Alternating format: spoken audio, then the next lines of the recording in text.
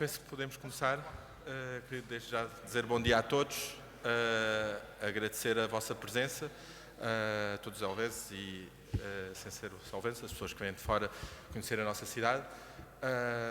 Abrimos assim a primeira edição das Conferências Internacionais de Elvas. Queria agradecer às entidades aqui presentes, representadas pelas pessoas, da doutora Maria Ramalho, do ICOMOS, a doutora Ana Cristina Paes, da Direção Regional de Cultura do Alentejo, e o presidente, o Dr. Nuno Mocinha.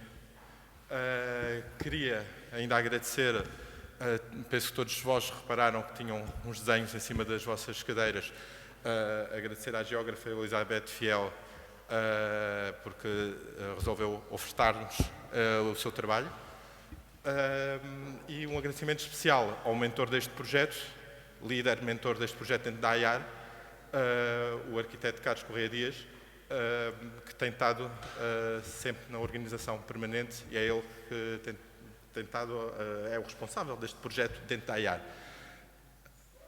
Esta organização, no fundo, é organizada pelas quatro entidades que já referi, e espero que corra bem, espero que vocês todos tirem partido do que aqui for dito. Vou passar a palavra à doutora Maria Ramalho, do ICOMOS, para saudar-vos. Obrigado. Cabe-me a mim começar. Responsabilidade.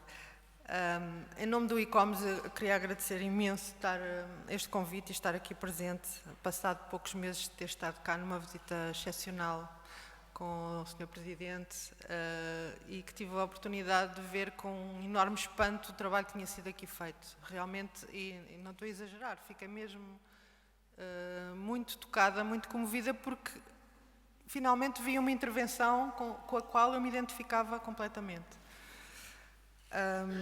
É um trabalho admirável num património de valor mundial, isto quer dizer alguma coisa. E, sobretudo, eu acho que há aqui um cuidado que também é um pouco raro, de deixar o monumento falar por si e não cair na tendência de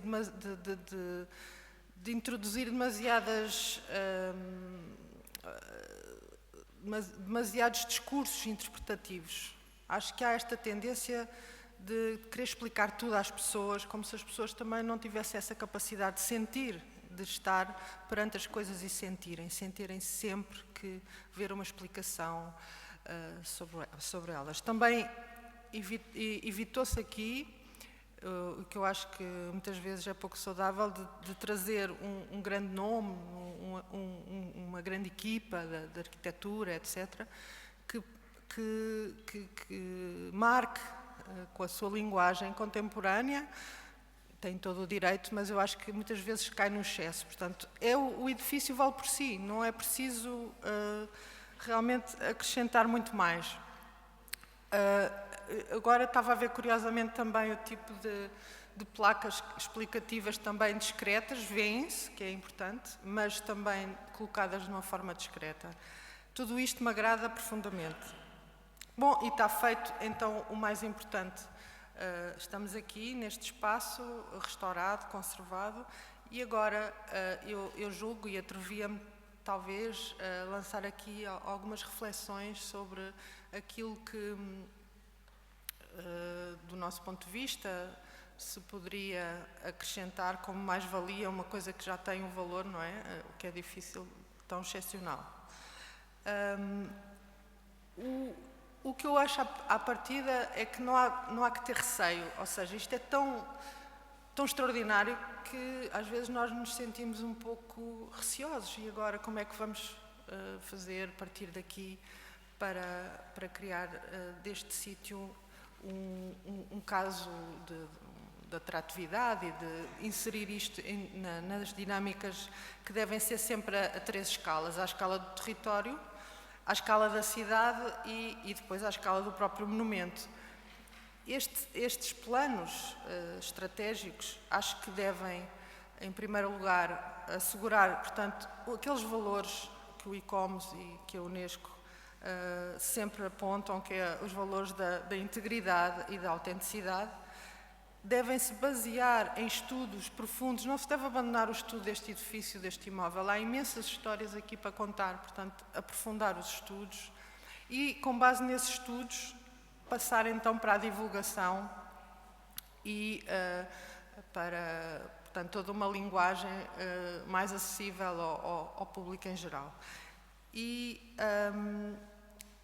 uma coisa importante também é avaliar logo desde o início quais são as fraquezas e os potenciais que tem este imóvel, mais uma vez dentro da cidade, da região, do país, e começar logo, eu acho que antes de tudo começar logo por pensar na comunidade local, porque nós todos sabemos que os novos usos, ou tudo o que se faça, se não contar com esse valor da proximidade, de pouco ou nada serve. E depois, então,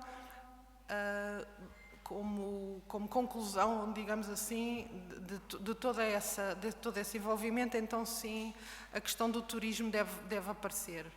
Mas eu acho que o que temo muitas vezes em relação ao turismo, e esta grande aposta só no turismo, é que ele também vive de ciclos e, portanto, muitas vezes o que nós vemos é, se não formos buscar à região, à comunidade, essa ligação, primeiro de tudo, e depois sim a questão do turismo, muitas vezes depois falta-nos a base e há casos dramáticos em que depois, falhando toda essa ligação turística e esses turistas, as coisas morrem.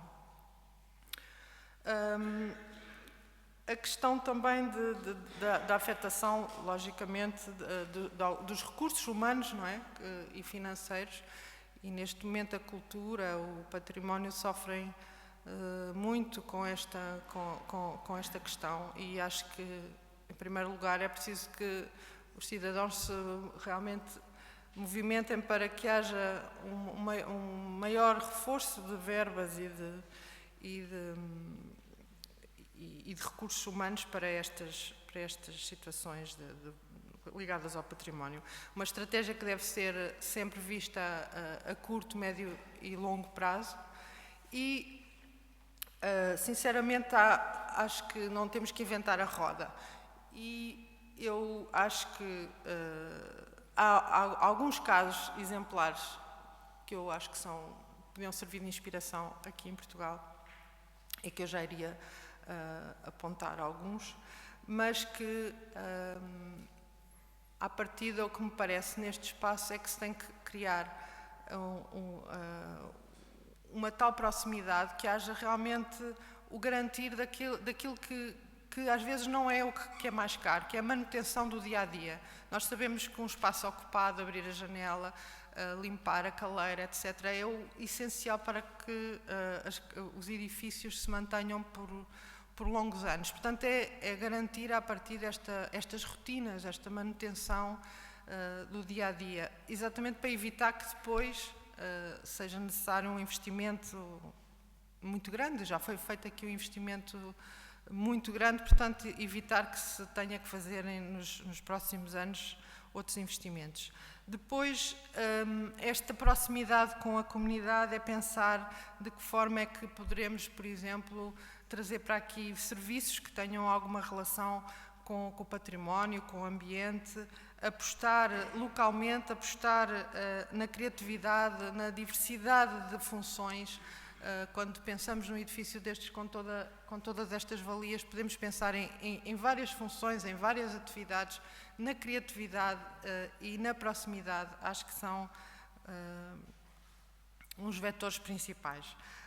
Há também, eu acho que muita gente fala dos jovens e a importância da juventude, etc., mas depois realmente faltam poucos apoios. Eu acho que há aqui potencial para se fixarem pessoas jovens, se fixarem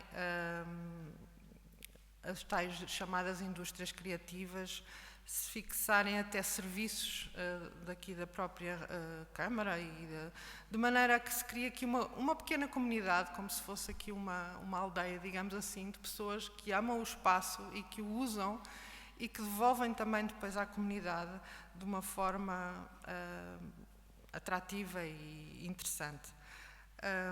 As pequenas e médias empresas sabemos todos que são os motores deste país, portanto acho que é uma aposta interessante. O que eu penso também de forma a potenciar é ver este monumento como contador de histórias. Este monumento tem milhares de histórias para contar. Isso é um potencial que eu acho que à partida se deve olhar com muita atenção. De que forma é que vamos pôr este edifício a contar histórias às pessoas? Há muitas maneiras de o fazer. E pensando em usos e em casos que eu acho que são de sucesso e que têm-se demonstrado com muito sucesso aqui e até lá fora, pessoas com quem eu tenho falado, sabemos que estas coisas depois giram o mundo, e eu deixo aqui 3 casos de sucesso e que nos podem pôr a pensar. É o caso de Mértola, como um projeto cultural e de envolvimento com a comunidade, de estudo, de investigação profunda, acabou por ser aquilo que é hoje, não é? Conhecido internacionalmente, em que há jovens a residir, há investigadores que regularmente escolhem Mértola para vir estudar, para vir até a residir.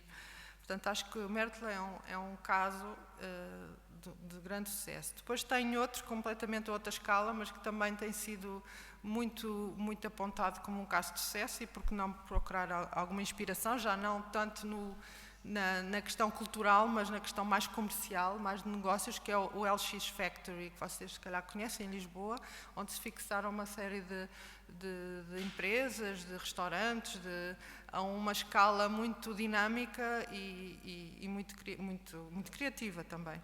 E depois a outra escala ainda mais pequenina, mas que eu tenho especial carinho, que é o Convento da Saudação aqui em Montemor, não é muito longe, onde também com o esforço de uma pequena equipa se conseguiu aguentar um espaço que está há anos em ruína, mas que afinal se consegue manter.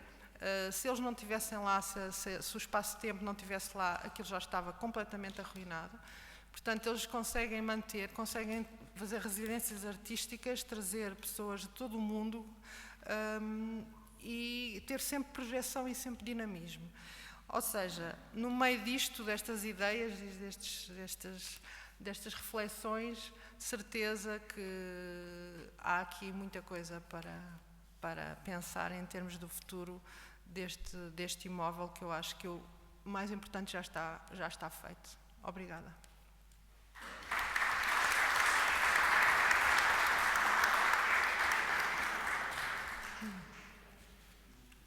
Bom, passo a palavra então à doutora Ana Cristina Paes.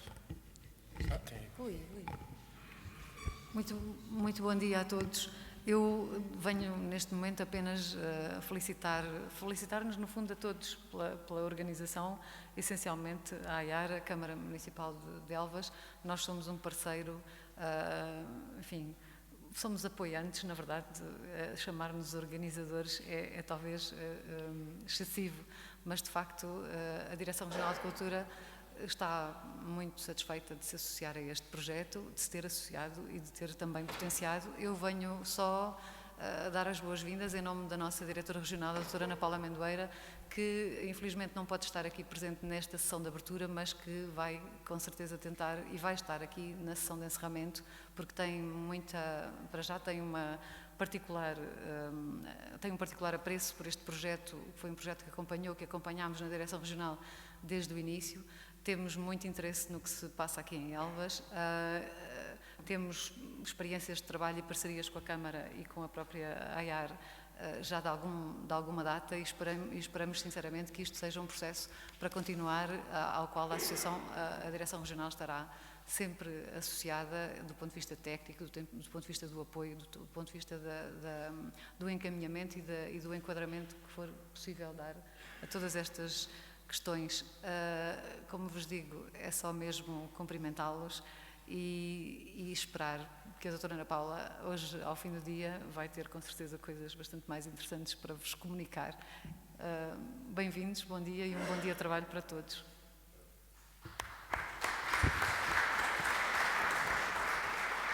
Obrigado. E agora a palavra ao Presidente da Câmara, o Dr. Nuno Mocinha. Bom, muito bom dia a todos.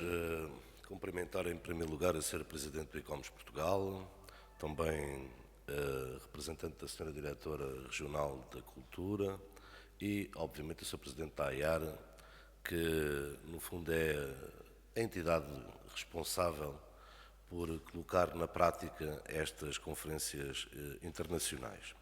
Cumprimentar, obviamente, todas as entidades, os seus presidentes de junta, o comandante da PSP e restantes entidades que aqui estão, também aos próprios alunos da Universidade de Évora e da Universidade da Extremadura, como aos seus professores, técnicos de turismo, no fundo a todos aqueles que se interessaram por vir hoje até aqui para falarmos um bocadinho do turismo e sustentabilidade na paisagem fortificada. Eu não tinha muito mais para dizer, senão saudar a iniciativa, agradecer a colaboração de todos, em especial da AIAR, e também já foi aqui referido, em especial do arquiteto Correia Dias, que muito acompanhou no terreno a colocação destas jornadas, assim como a doutora Ana Paula Amendoeira, que vai estar connosco em princípio logo no encerramento.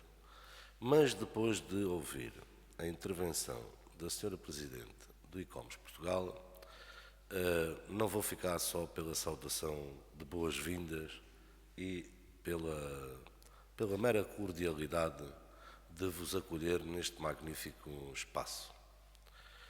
E posso-vos dizer que não fico por aí, porquê? Porque identifico-me completamente com a intervenção que foi feita e gostava de acrescentar alguma coisa. Ou seja, ponto 1 é que o caminho faz caminhando. Ou seja, quando se diz que o mais difícil está feito, se calhar o mais difícil não está feito. Foi difícil fazer esta obra, recuperar o edifício, é verdade. Agora, é muito mais difícil fazer a obra imaterial. E a obra imaterial é, no fundo, darmos vida a este monumento, consoante as suas preocupações, e aproveitá-lo, no fundo, que ele rentabilize toda uma região e que seja enquadrado dentro daquilo que ele está, que é num conjunto muito maior, que é o que está classificado como património da humanidade. Como todos nós sabemos, não é só o Forte da Graça, embora o Forte da Graça seja um dos elementos mais importantes, mas é todo o centro histórico, as muralhas, o aqueduto, é o Forte de Santa Luzia e são os três frutinhos. É evidente que nós nos temos preocupado do ponto de vista estratégico. E é por isso é que fizemos o plano de salvaguarda. Fizemos tanto o plano de salvaguarda do centro histórico, mas também fizemos o plano de salvaguarda e de gestão da área classificada como património mundial. E reparem que ainda hoje eu falava de manhã quando chegava aqui com o arquiteto Correia Dias e formalizámos já na prática a criação dos gabinetes para a gestão desta área territorial. E cumprimos tudo aquilo que eram recomendações do Comitê da Unesco, que quando aprovou a nossa candidatura a Património Mundial fez uma série de recomendações. E essas recomendações passavam por estes requisitos. Reconstrução, se quiserem, requalificação do Forte da Graça, passava também por fazer os planos de salvaguarda e passava por criar a equipa de gestão e, no fundo, termos um plano de gestão desta área toda classificada como património mundial. Só que nós não ficamos por aí. Ou seja, isto depois tudo se interliga. E nós temos também um plano estratégico que fizemos em colaboração com a Entidade Regional de Turismo, dedicado exclusivamente ao património mundial, conjuntamente onde as duas cidades que estão nesse documento é Elvas e é Évora, que, como sabem, são as duas cidades que o Alentejo tem classificadas de património mundial, e dentro desse documento um conjunto de ações. Eu pensei que estas jornadas, estas conferências, não estão dedicadas só ao Forte da Graça. Mas, se pensarmos só no Forte da Graça, posso-vos dizer que este primeiro ano tem sido um ano de experiências. Não nos esquecemos da comunidade local. Ou seja, aquilo que Lhe posso dar como dados, dentro das mais de 50 mil visitas que este monumento já teve desde a sua inauguração, é que cerca de 50% são pessoas de Elvas e são pessoas da Extremadura espanhola. O resto são pessoas das mais variadas origens do nosso planeta. Desde os Estados Unidos à Irlanda, à China, à Índia, já tudo por aqui foi passando um pouco. Daí que a sustentabilidade do próprio equipamento, ela própria está a ser estudada dentro deste ano, dado que não quisemos arriscar a pôr-nos a inventar o que é que poderia ou não poderia ser rentabilizado neste espaço. Temos feito diversas coisas, desde encontros, desde encerramentos de congressos, desde lançamentos de livros. Está agora preparada para o final do mês de junho também uma exposição que tem a ver com o fado, a escultura. Só que neste primeiro ano houve um compromisso, se calhar só assumido por mim, se calhar não o consegui transmitir em condições, mas eu sou daqueles que considero que o edifício vale por si. Ou seja, não preciso cá pôr móveis, não preciso cá pôr outro tipo de elemento, que no fundo o que vai fazer é distrair a pessoa do elemento principal que tem que observar, que é o próprio monumento, a própria arquitetura e engenharia militar que à época aqui se esgotaram. E é para isso é que nós temos, no fundo, despertado a atenção dos nossos visitantes. Só que depois não podemos ficar por aí, porque queremos que o nosso visitante regresse, ou seja, que não se fique só por uma primeira visita. E daí que estamos, no fundo, a inovar e temos ainda pendente de fazer o centro de documentação, está candidatado a um programa do POCTEP, ou seja, da cooperação transfronteiriça, e também a própria musealização do Forte. Mas quisemos que primeiro as pessoas respirassem o ambiente só da fortificação. Ainda assim, todos os elementos que venham aqui a aparecer têm que se ter o cuidado de terem, no fundo, a ver com a própria fortificação em si, para não desvirtualizarmos aquilo que é o objetivo desta recuperação que foi feita e deste património, que é um património ímpar. Agora, no que toca a tudo o resto, ele está interligado com a própria cidade e nós estamos a adaptar aquilo que é o nosso comércio. Temos um plano estratégico também para dinamizar o centro histórico. E quando dizemos dinamizar o centro histórico, não passa só por ter lá os comerciantes, não, passa por ter, por exemplo, as residências de artistas que aqui foram faladas, mas numa lógica diferente. O que estamos habituados é a ver um edifício onde se recebem os artistas, aí trabalham e aí podem interagir com a comunidade. Aquilo que nós queremos fazer é, podemos recebê-los todos no mesmo sítio, na mesma casa, aí termos a residência em si, mas o local de trabalho, ou seja, os ateliês, serem nas lojas que atualmente estão fechadas no centro histórico. Aquelas lojas que hoje nós temos decoradas com aqueles desenhos dos urban sketchers que muito bem lá estão, formaram até já um roteiro cultural, dado que já se vê os turistas a tirarem a georreferenciação para que depois possam ir ao local e visionar no local aquilo que estão a visionar em desenho, e foi uma boa ação, deu bem esse resultado, mas queremos também trazer as tais startups, porque não quer dizer que se faça tudo no mesmo edifício. Deu um exemplo de Lisboa, que é um edifício, no fundo, que congrega, para a viabilização desse edifício, congrega um conjunto de empresas criativas que, no fundo, dinamizam este espaço. Nós temos um conceito diferente. Nós não queremos fazer um centro comercial tradicional. Tradicional na palavra daquilo que nós estamos habituados a ver. Ou seja, tipo um Colombo ou tipo um Faro. Não queremos isso. Nós queremos é um centro comercial aberto e aproveitar o nosso centro histórico para fazer esse centro comercial. E os centros comerciais modernos não se limitam a ter lojas. Têm que ter serviços associados a quem nos visita. Só que isto, para além de dar trabalho a pensar, vai dar muito trabalho a executar e mexe com toda uma comunidade e interage com um conjunto de entidades muito vasto. O que quer dizer que pode não parecer, mas Elvas vai estando diferente a determinados níveis. Se calhar pouca gente se tem percebido, mas existem 4 ou 5 edifícios no centro histórico que já estão comprados para serem recuperados e serem reutilizados como unidades hoteleiras. Já existem algumas intenções de investimento que vão no caminho da modernização do nosso próprio comércio. E está programado pela Câmara um conjunto de ações para melhorar a acessibilidade do turista à nossa cidade.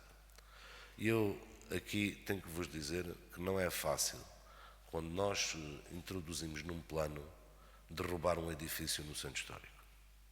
Porquê? Porque o centro histórico é o centro histórico, está classificado como património mundial, não é só porque tem casinha amarela ou porque tem casinha branca, não, tudo conta. A própria largura da rua, como é que os edifícios estão dispostos, tudo faz parte deste conceito. E como tal, para mexer em qualquer coisa do centro histórico, nós temos que, no fundo, ter muito cuidado por um lado, mas respeitar a marca e a identidade do próprio centro histórico, e a intervenção não pode ser uma intervenção que estraga aquilo que venha de trás. Mas é evidente que nós não conseguimos aumentar nem rentabilizar as visitantes que nós temos se não conseguirmos ter, por exemplo, um autocarro a colocar as pessoas no ponto mais alto da cidade. E é essa a estratégia da Câmara de Elvas. O autocarro não fica lá estacionado.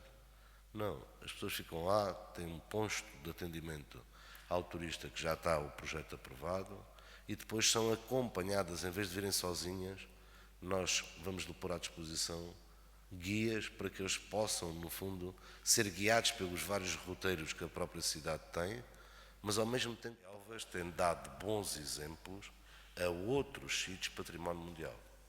E foi isso que nos disseram na última reunião que nós aqui fizemos da rede, porque nós estamos englobados numa rede das cidades património mundial, de quem tem, no fundo, sítios ou monumentos classificados.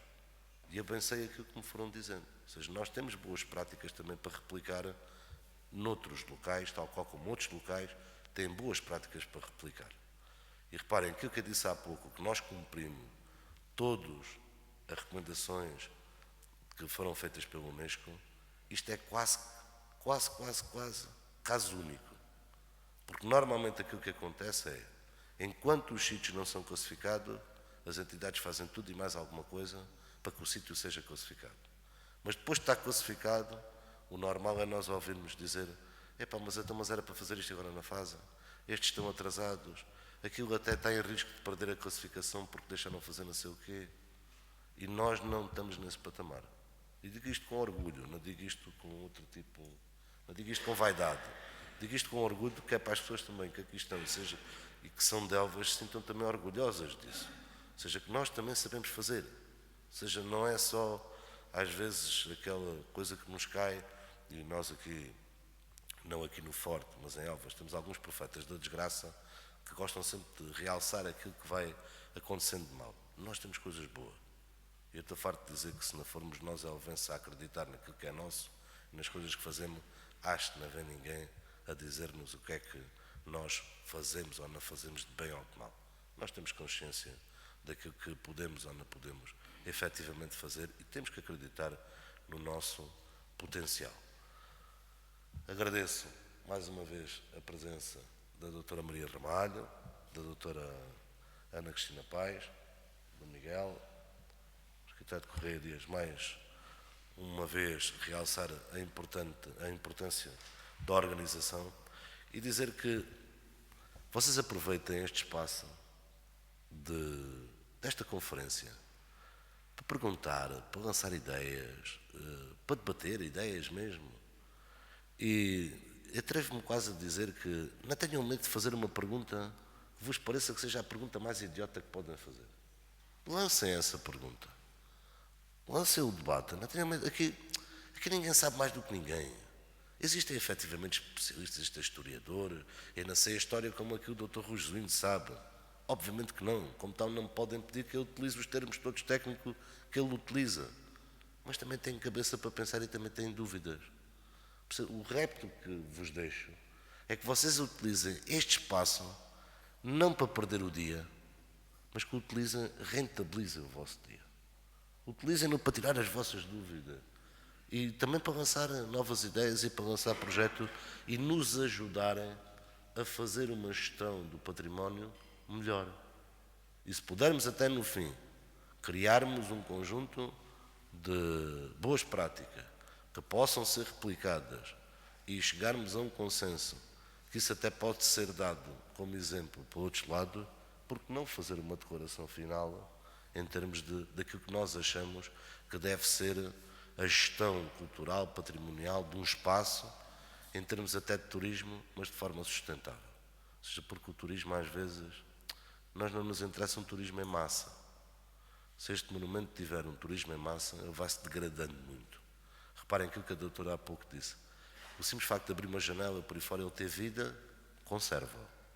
Mas se ele tiver uma utilização que não está adequada àquilo que é o edifício, ele já não é conservado. Ele é destruído e o elemento, no fundo, perde o seu valor. Disto, nós temos é que qualificar o nosso turismo para que ele possa ter, de alguma forma, rentabilidade. Mais nada. O suporte técnico está ao dispor sempre. Pensei. Como desde o princípio neste projeto e na cidade ao dispor. E eu agradeço. Deixa-me só dizer-vos uma coisa. Eu ainda não era Presidente da Câmara quando Elvas foi classificada como Património Mundial. E na altura, como Vice-Presidente da Câmara, para vocês verem às vezes o difícil que estas coisas são, fui num dia em que se comemorava o Dia Nacional, não sei se era da Cultura, sei que foi no Museu de Arqueologia em Lisboa. E ouvi um alto responsável, que na altura até era o representante de Portugal junto da Unesco, não sei que cargo é que teria o senhor, ele era arquiteto e pertencia à Direção-Geral de Cultura, dizer que Deus queira que Elvas nunca seja classificado. Reparem o caminho que é preciso fazer para chegarmos ao dia de hoje e estarmos aqui e termos o monumento recuperado, porque aquilo que o senhor dizia para sustentar a sua afirmação era que Elvas não tinha sustentabilidade para ter este património classificado. Por isso cabe-nos a nós todos demonstrar o contrário. Muito obrigado a todos. Boas noches.